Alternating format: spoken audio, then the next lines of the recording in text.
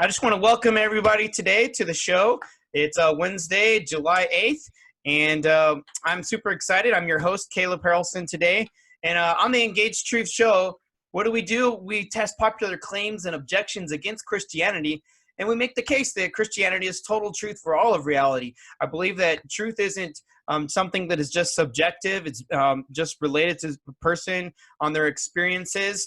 That truth is that which corresponds to reality. And I believe that the biblical worldview corresponds and explains world history, explains the ultimate problem of humanity and the ultimate solution, which is found in Jesus Christ, the resurrected Savior. And today I'm very excited to have my friend and guest on the show today with us. We have Charlie Wolcott from Worldview Warriors. Hello. Yeah, it's so good to have you, Charlie. How are you doing today? Doing great. All right, awesome. Well, Charlie is a friend I met a couple years ago at a creation conference, and he's actually in the same city as me, and so we're partnering together as workers in the Lord's kingdom, just to help equip the saints and apologetic ministry, answering objections, responding to those objections, and making the positive case for the biblical worldview. And Charlie is a writer with Worldview Warriors. He's an author with them as well, and he's been doing that for a while. I'm going to let him tell you guys a little bit more about his ministry. So go ahead, Charlie. Tell us about what you do and how long you've been doing it, and anything else we should know about you.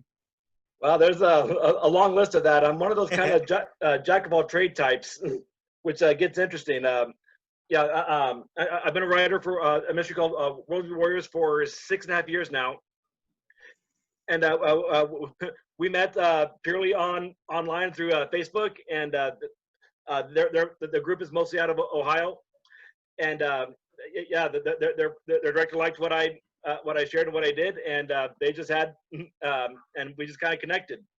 All right. And so I've been doing that. So I've been doing this since January 2014. I cover all kinds of topics from apologetics to creation and evolution debates, basic Christian living, and also just what God's dealing with me and that kind of related stuff. Oh, that's awesome, man. Yeah. So some of my background. I'm a graduate of what's called the Cadre. It's a program with the Creation Truth Foundation. They're out of Oklahoma City. And their program is to take church leaders and pastors in particular, small group leaders, and teach them and equip them on how to teach and address the issues of origins and how to defend the faith. And so I graduated from that program in 2015, and it's just and that program really just solidified my calling to be a defender of the faith. As a day job, I teach physics and AP physics at one of our local high schools. And just for fun, I coach fencing. I've been in the sport of fencing for 22 years, and I teach kids how to sword fight. Right. That's awesome, man. Yeah. No arms have been chopped off, though, right? Yeah. And then just on the side, I've written several books. Oh, yeah. And we'll address that a little bit more later on. Yes, that's awesome. Yeah, I was able to look over one of your recent books, and I know you have several in the works. You always have a few up in coming up in the works of books you're working on, right? I think you're working like 2 or 3 all the time, right? Something like that. I've got like 8 or 9 that are I've either started or have a draft going. Yeah, that's great, man. Good stuff. And I've always enjoyed reading your blogs. And I'm always sending Charlie questions, and so he's online a lot, and so a lot of science-related questions on science in the Bible. I'm just like super grateful for having you as a friend, and just to kind of help me think more clearly through things and more biblically on things. So I really appreciate that, man. So today I'm excited. The talk that you're going to be giving for us is really the outgrowth of a blog series you've been doing on how there's been brainwashing in our culture. And so you're going to define that. What do we mean? And it's really this idea, as I understand, that we're not really encouraging people. Our culture, by and large, has not been encouraging people to think and test through ideas, but just say, accept this narrative and redefining terms and things of that sort. So go ahead. Okay. So I do have a PowerPoint that I'll be sharing here. And so give me a second to get my share screen up. All right, awesome. And then that way, those of you who are watching live or are able to follow on the YouTube later on, you'll be able to see this a little more clearly. Because a lot of what I'm going to be sharing, there's a number of technical terms that go with it, but it just helps to see what all is happening. But so you can have the text that'll kind of help follow along. So the topic that Caleb and I that we both talked about, what we wanted to look at was this idea of brainwashing, the brainwashing of our culture. And so, what is brainwashing? So, according to Oxford, it is a process of pressuring someone to adopt radically different beliefs by using systematic and often forcible means. So, another word that's really related to it is indoctrination. It's the but it's more than just indoctrination. It is removing what was previously there and replacing it with something else, and not with and it's with systematic and forcible means, not with logic or reasoning. Okay, and that's a critical difference to make here. Okay, Sun Tzu, in his book The Art of War, he said one of his famous lines is, "To win 100 battles is not the height of skill. To subdue your enemy without fighting is." And brainwashing is a very useful tactic in doing that, because what it can do is that it can take someone who's an enemy and actually make them your ally. But the key that Sun Tzu emphasizes on is the process is through deception. It's not through facts. It's not through truth. It's not with logic and reasoning. It can't be verified. It's through coercion. It's through peer pressure, and it's and through manipulation. Richard Wurmbrand, who's he's most well known for his book Torture for Christ, and he's the one who started the Voice of the Martyrs ministry.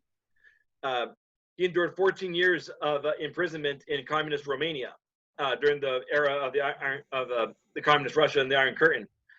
And he said probably the worst torture that he endured was the brainwashing. I'll just give one example, where he had to sit in a cell, and for 17 hours at a time, he had to listen to communist propaganda saying God is dead, God is dead, God is dead, God is dead, communism good, communism good, communism good. And it bores you in 1 minute, but he had to endure it for 17 hours, days on end. And it would make you insane. And so, but that's part of brainwashing. Okay? Yeah. So would you say that it seems like a lot of this brainwashing emphasis is more about power than it's about actually resting in what is true and what is corresponding to what's true? Yeah, it's all about power and manipulation, and it's not about truth at all. Wow.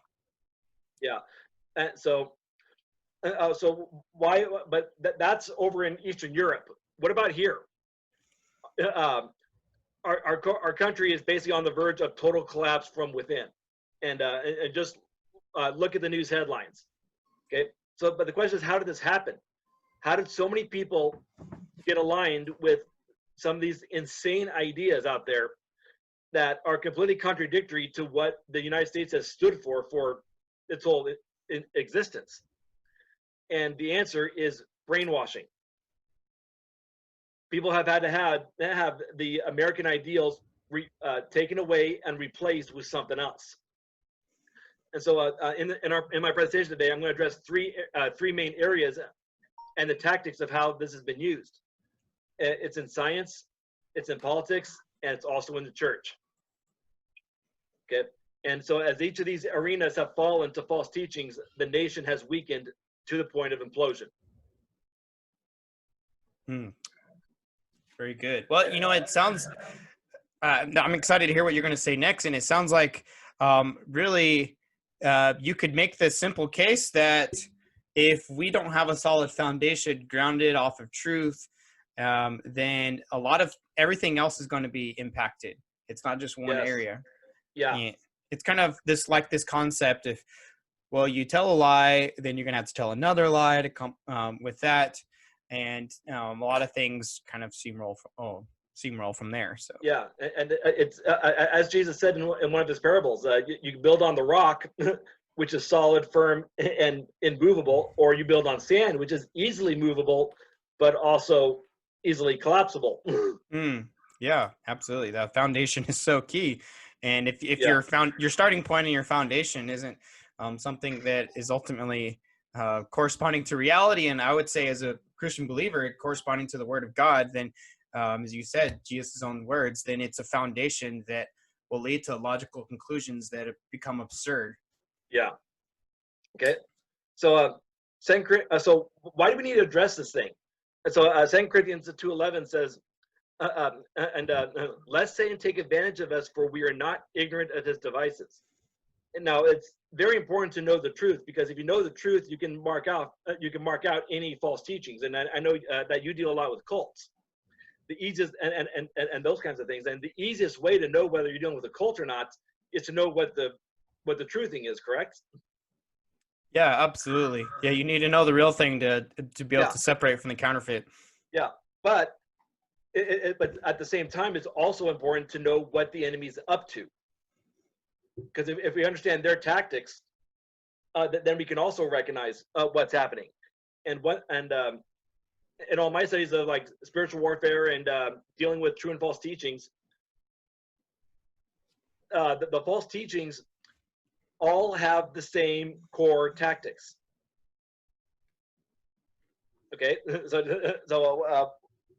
if you learn the basic sets, then you'll be able to recognize it no matter where it is. And I'm just going to give a few examples of how they're being carried out. But these tactics have been used throughout all of history to undermine the authority of Scripture and what God has said. Okay, and 2 Corinthians 2 Corinthians 10, 3 through 5. 13:5 is a good verse anyway, but that's not what I'm talking about. For though we walk in the flesh, we do not war according to the flesh. For weapons weapons of our warfare are not carnal, but mighty in God for pulling down strongholds, casting down arguments and every high thing that exalts itself against the knowledge of God, bringing every thought into captivity to the obedience of Christ. So, while I may mention a few specific names here, I only really mention them because they are kind of the faces of the arguments that are being used here. The real issue is that we're dealing with a worldview issue. We're dealing with a spiritual issue. And so our goal is to take down the argument, not the person. And it's hard to do that. It's hard to make that distinction. Yeah. Especially as an intellectual type, but like myself, like it's really easy for me to start making this about the person and not the argument. But this verse reminds me, it's got to be about the argument. It's got to be about the stronghold that's happening. Yeah, absolutely. And I think what's important for particularly believers to know is that spiritual warfare, I think you could really say it's about a truth encounter, engaging with the truth, and not just a lot of times we think of it as just a power encounter. Of prayer is a part of spiritual warfare, but it's also more than that. It's also there's false ideas that are strongholds of false belief about the origin of man, how we got here, the problem and the solution. And so you have a whole, I kind of like to think of it as like a castle around the heart or the mind, that these are strongholds that need to be taken down and see what they really are. It's just a castle built on sand ultimately. Yeah. Okay. So now we mentioned about cults here, but I'm not really here to talk about cults, because when we're talking about brainwashing, often the idea of cults come to mind. We think of the Mormons, we think of David Koresh and the Branch Davidians. We think of Charlie Manson and some of these really weird people. There were 2 kids that were murdered in some kind of cult teaching just recently that's been in the news lately. But I'm not really going to be addressing those in particular, because what I'm going to be addressing is this is mainstream. This is everyone.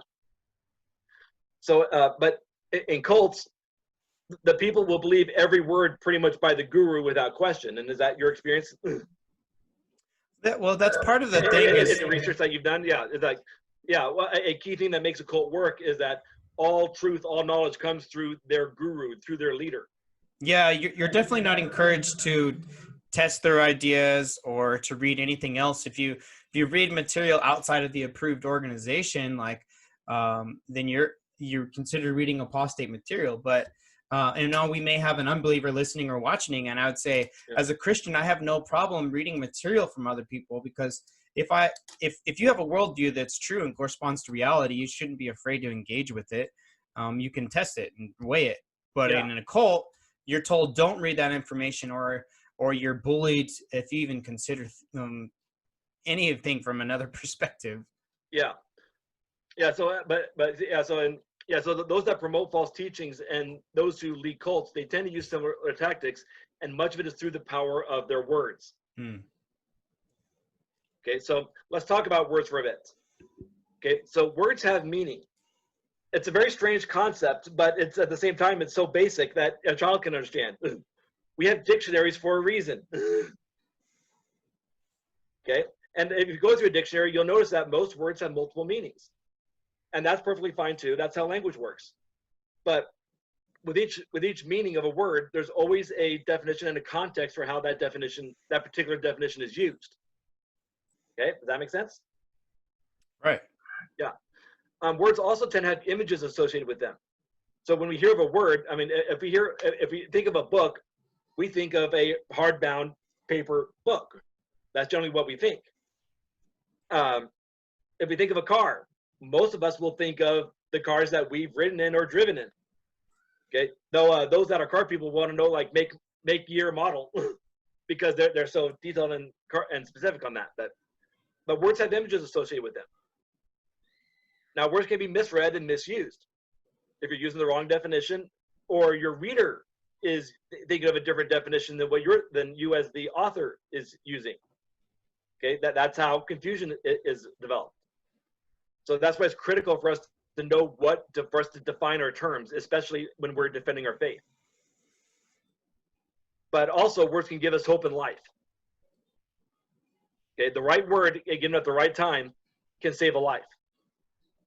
Okay, and so I'm going to be addressing each of these aspects kind of throughout this through this presentation. All right. Yeah, very good.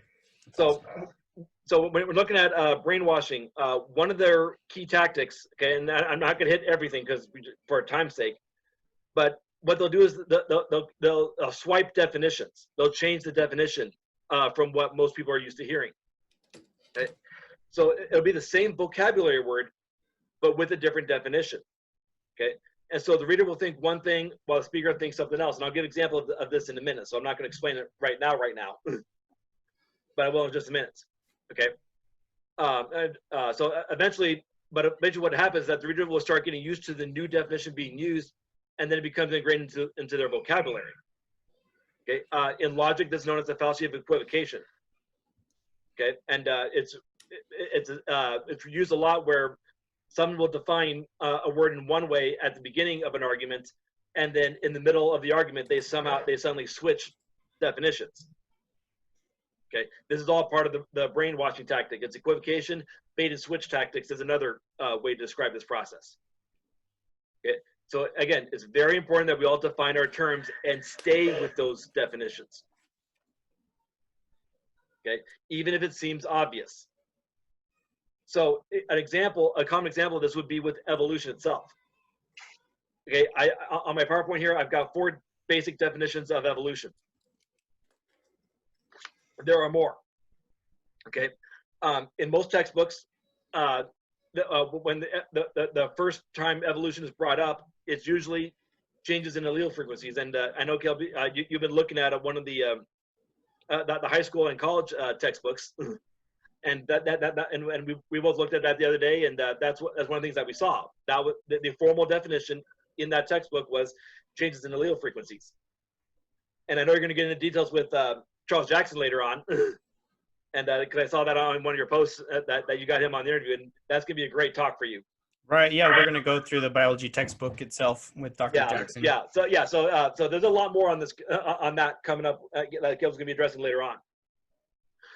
Another common definition that Darwin gave in his Origin of Species is descent with modification. Okay, And that has since been expanded upon to think of the model idea of Darwinian universal common ancestry, and that's like the tree of life or phylogenetic trees. But the image that most people have when they hear the word evolution is not those in particular. It's generally the secular humanistic model of origins, which includes the Big Bang, goes through the origin of the planets and the stars, origin of chemistry, origin of life, and then the Darwinian model of the diversification of life. When you look through a lot of textbooks and go through museum displays, most people will think of evolution in terms of this fourth definition.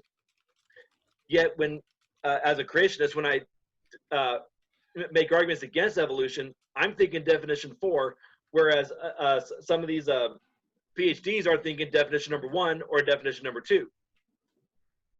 And so there's a miscommunication there. Right. But what they fail to realize is that they were given the first or second definition, which is generally true. Changes in allele frequencies, that happens. We've observed that. But that fits better in the model of reproduction after their kinds than it does universal common ancestry. And there's a whole debate we can get into on that one, and that's just outside the scope of what we're dealing with. Yep. Before we move on from that, for some of our listeners who aren't as familiar with allele frequencies, can you define that as well? Okay, so allele frequencies. The standard textbook definition is the peppered moth experiment. You have white moths and you have black moths. Okay, and pretty much it's referencing the 1800s in England. The white moths could hide on the white birch trees, and so the black moths would be few in number because they could be easily seen. And then the industry came along and their soot blackened the trees, and so the black moths were suddenly able to hide, and the white moths were visible. And so we had a change of the frequency in the expression of the color of the moths. Okay, and you start with white and black moths, you end with white and black moths. Anything that indicates Darwinian evolution of universal common ancestry is not seen there. Yet that is a standard textbook explanation of the secular humanistic origin of life. And and hopefully when you get to when your interview with Dr. Jackson comes up, you'll be able to cover that in a little more detail. Right, and I think just to hit on briefly is part of the point here is that there's an assumption that changes on a smaller scale of these the allele frequencies automatically means the larger scale from an explanation for all of the biodiversity of life, right? And that's the equivocation we're talking about here. Is you're assuming this automatically means that, and we're saying no, let's just stick with a simple definition. And the analogy that people use is that you can walk 2 feet in one direction, and then you can walk 20,000 feet and eventually get to New York City. The problem, though, is that they also extrapolate that if you can walk to New York City, you can also walk to London. But there's an ocean in the way there. Oh, yeah, I see what you mean. No, that's interesting. So there's a barrier there. There's an ocean. And but we don't have time to go into detail on this particular issue. But what I want to emphasize on is the people defending evolution do not stick with their definitions in their arguments. And so as a result, the people listening to them don't recognize that, and so they start incorporating these different ideas of, oh, small scale evolution, so that suddenly means big scale evolution, and they have no clue that the definition got changed on them. Yeah. Okay, so and also in science, this concept of natural selection. Okay, most biologists know that natural selection is a selection. It's a choosing. It's a picking. It's a picking. It weeds out the weaker species, and so the more fittest ones in that particular situation will survive.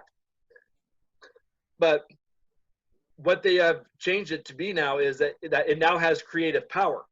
It used to be where it's just a summary of the different processes of weaker species dying out, the ones that are better fit for that particular situation survive, with different mechanisms that cause it. but now it's natural selection becomes the creative process itself. Oh. Okay, that's how it's being used today. This is the one, the geologic column. This is the one that actually sparked this whole topic for me and kind of dislodged it for me. So when most people think of the term geologic column, they think of this image that I have on the screen here, or something like it. You have the different rock layers in a particular order. You have a progression of fossils, and then you have time layers that go with it. Okay, that's typically the image that people think about, whether they're creationist or whether they're evolutionist. Doesn't matter. Okay, because it doesn't matter where you go. You hear geologic column, this is the image that comes to mind. But this image really doesn't exist outside of textbooks or museum display. This idea, where all of them together are brought about. There are a few places where the actual rock layers in order are mostly aligned with this, but like with the Grand Canyon, there's like 30% of the entire column is missing. And so the secularists had to try to come up with like, well, these are just unconformities where there's a obvious sense of erosion. Well, why do they say there's erosion there? Because it doesn't match their column. Not because there actually is erosion there, but because it doesn't match the column. And so when a flood geologist and both of us have this book called Carved in Stone, and here it is.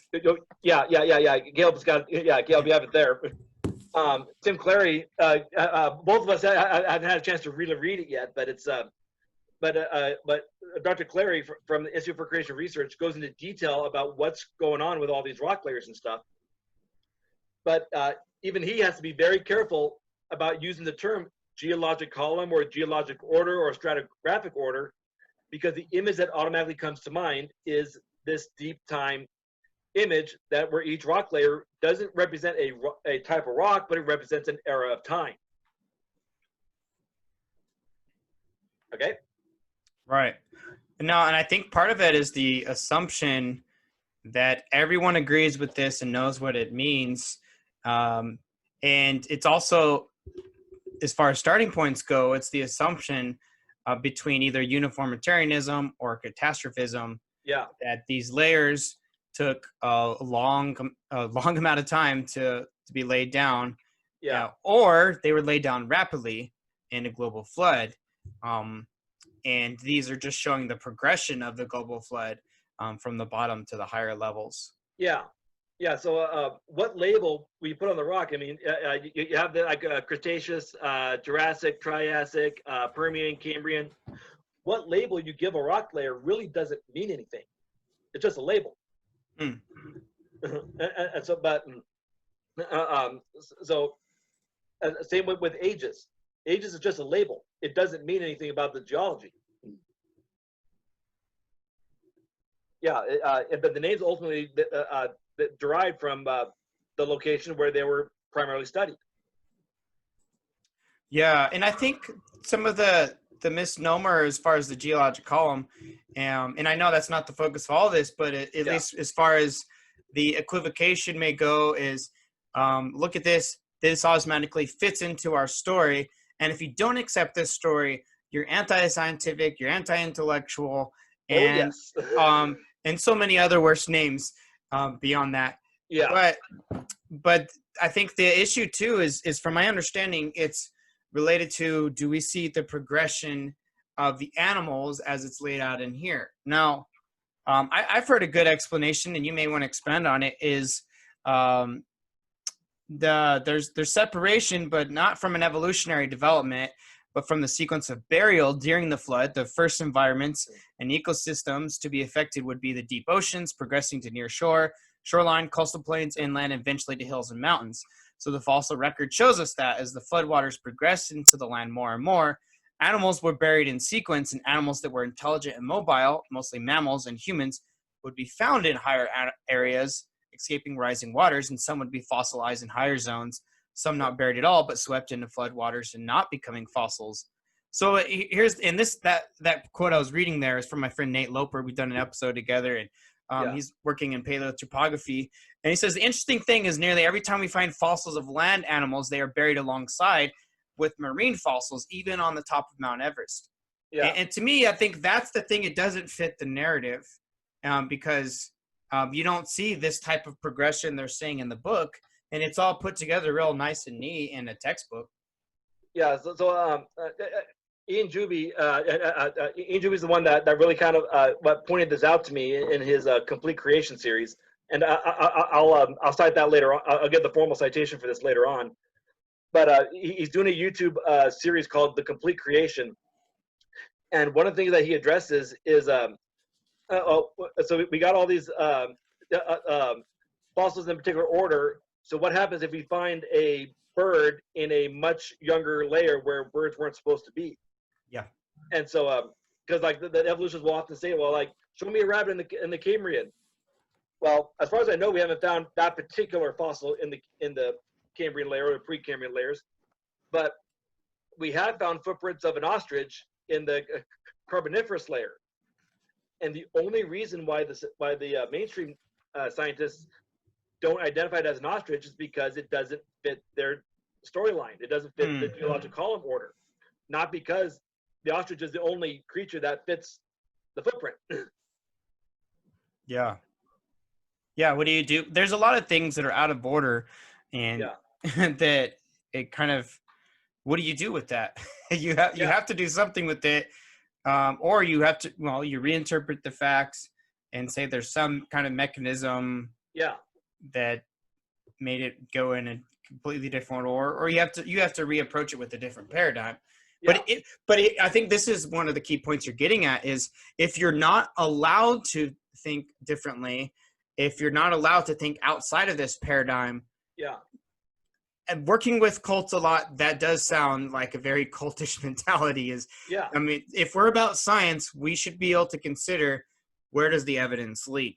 And what you're going to see is that they're making the evidence fit the story, not making the story fit the evidence. That's a good way to put it. Yeah. So but again, this is not about evolution. This is just an example of this whole issue.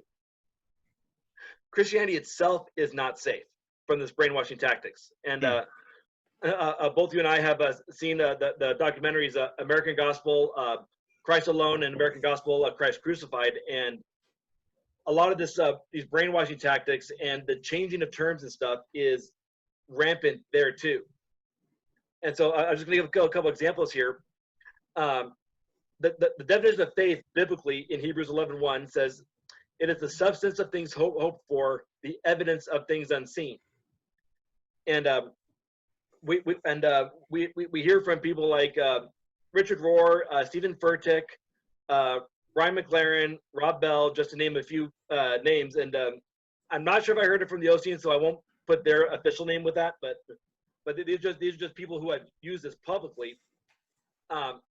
They will define faith in terms of opposites, and one of their definitions is certainty. They define faith as not being certain. In reality, faith is certainty. There's a great confidence in faith, absolutely. Yeah, there's absolute confidence. Because faith requires action, and if you're not certain about what you believe, then you don't believe it. Yeah. I mean, of course, there is the element, and I think that's what they play off of, is the element in Scripture of it's not reality right now. Yeah, there is the part of it being unseen. Yeah.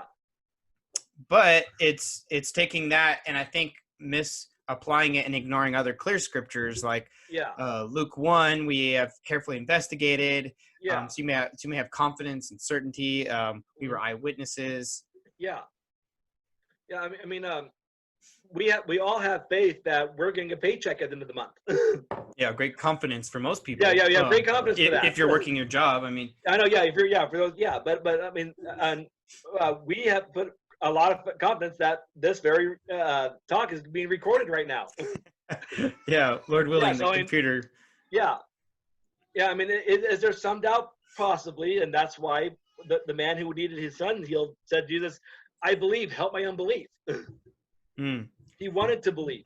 He wanted to have confidence. It wasn't doubt. It wasn't uncertainty. And then another term that really kind of stood out to me is the term holiness. And unfortunately, like very few preachers are talking about the holiness of God. Very few people are talking about it. It literally means to be unique, separate, or other than.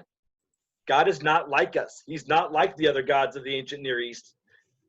But a very liberal quasi-pastor, Nadia Weber-Boltz, this was exposed in the Christ Crucified documentary, that she defines holiness as unity and then begins to describe a one-night stand.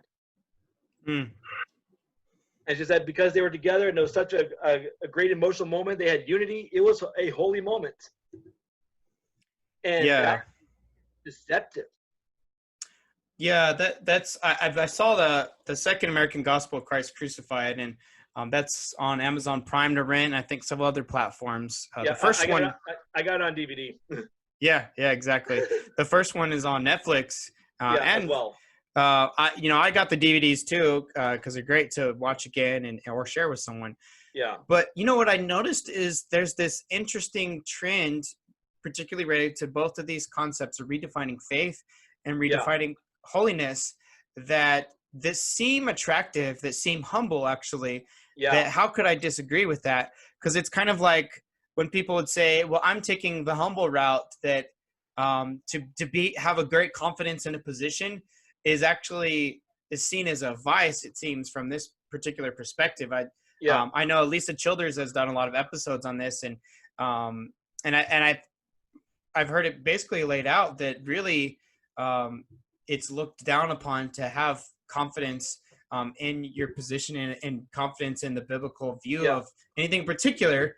And so it's kind of like, well, I don't want to be too confident. And so it almost looks like they portray it like, well, don't be like that. Someone who's so confident, or maybe it's the fear of, where you're going to be dogmatic. But the interesting thing is it's self-refuting. They're dogmatically certain that they're uncertain. So it doesn't work. Yeah, but that's actually the postmodern philosophy in a nutshell, what you just described. Postmodernism states that there is no truth, there is no absolutes, and the only thing that is certain is uncertainty. Yeah, well, and I think the interesting thing on the redefining of even the word holy is you can call almost anything holy that God's word would say this is not good.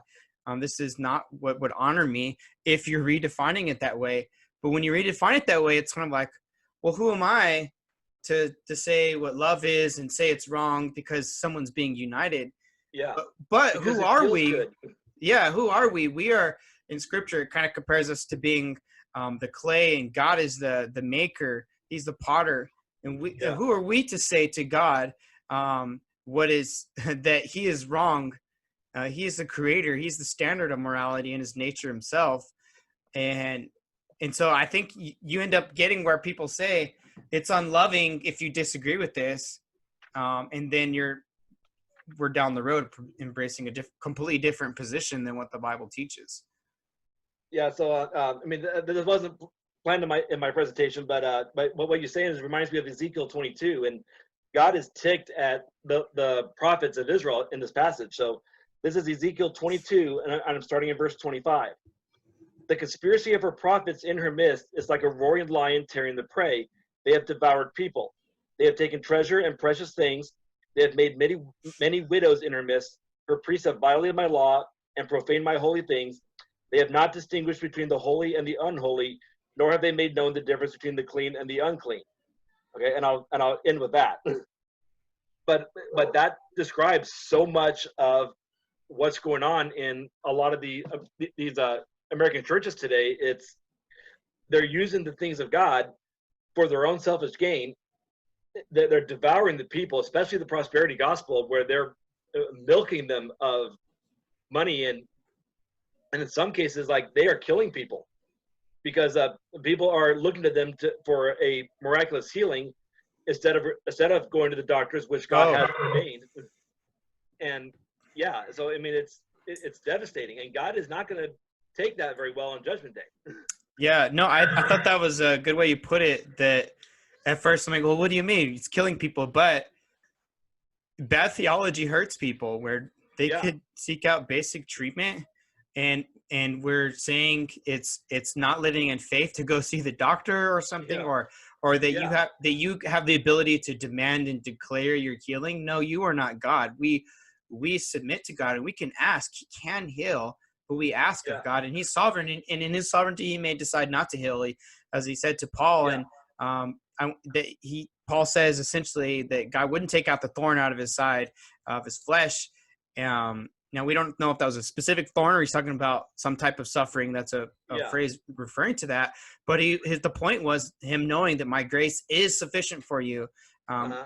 to carry him through that, and that he would Yeah, depend on the Lord, because our God's will is ultimately our sanctification, that we would grow and be conformed to the image of Christ, yeah. not always that we would be healed physically on this And side of eternity.